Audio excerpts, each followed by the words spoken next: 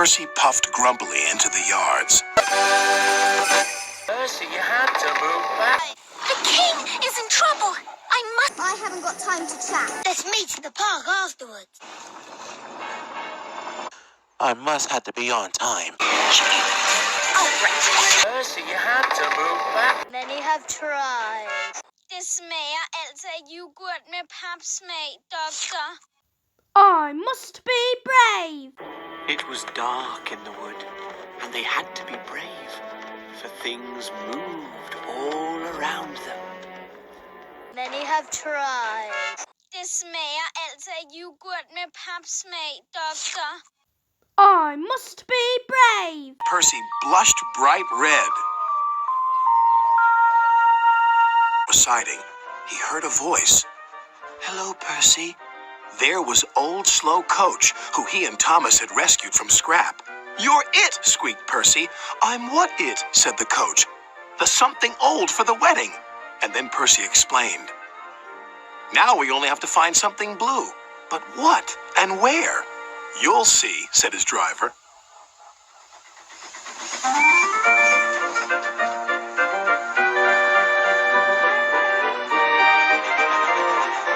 At last they reached the village, where the wedding was to take place. Ahead was an old engine shed. What do you think of this, Percy? Laughed his driver. Well, bust my boiler, chosen you to be her special guest.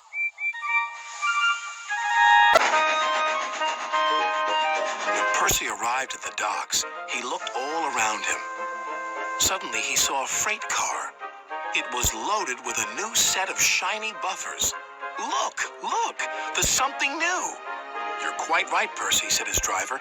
Those buffers are just the ticket. I'll speak to the foreman. He returned shortly. Foreman said we can use them and borrow the freight car as well. So that's two things we found. Something borrowed and something new. But what about the other things? She'll be back soon. I want my mummy. Because he is so slow. I think she's gone hunting. Because I want 5 minutes peace from you lot. Bossy buffers, muttered Percy.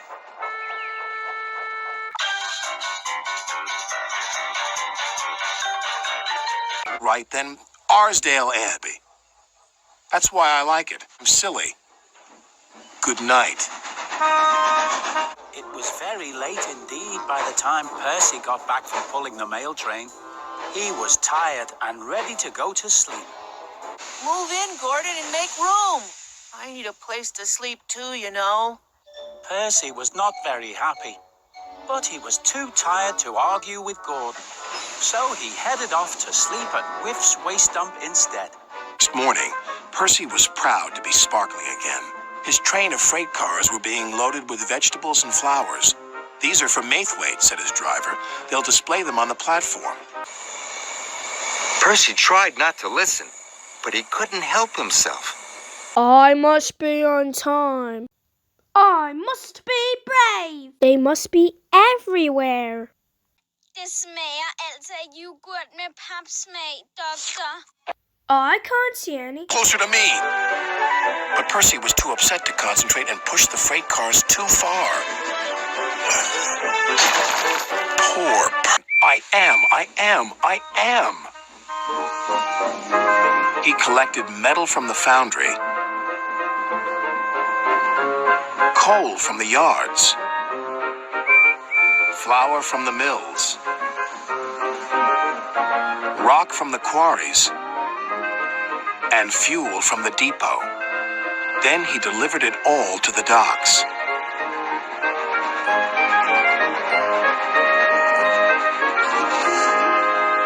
Next, he collected some empty freight cars.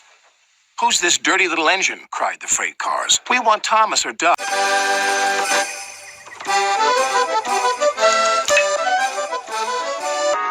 Percy had been working at the docks all day and was tired of the smell of fish. Phew, come on, Percy, said his driver. Time to go home. Please, sir, can I have a washdown first? Sorry, Percy, there isn't time. Sir Topham Hatt is waiting for us at the sheds. Many have tried. And I saw him puffing through the fog. Percy shunted back to where a large canvas barrier was used to protect his line from loose rocks. Det smager altså af yoghurt med papsmag, doktor. You have to go forward.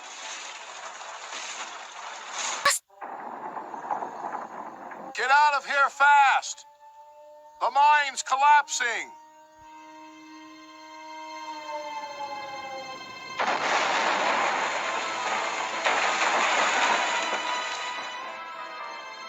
We'll just have to make a run for it, Percy, called his driver.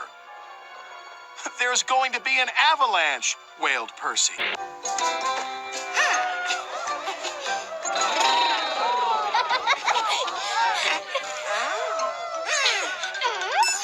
I think we better run.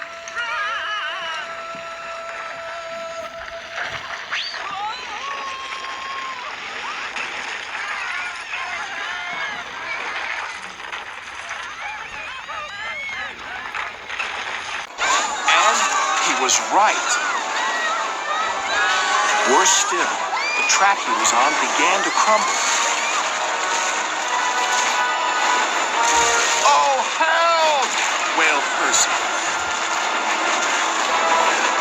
Then he remembered something he had seen earlier. There's a canvas barrier by the track. That might save us.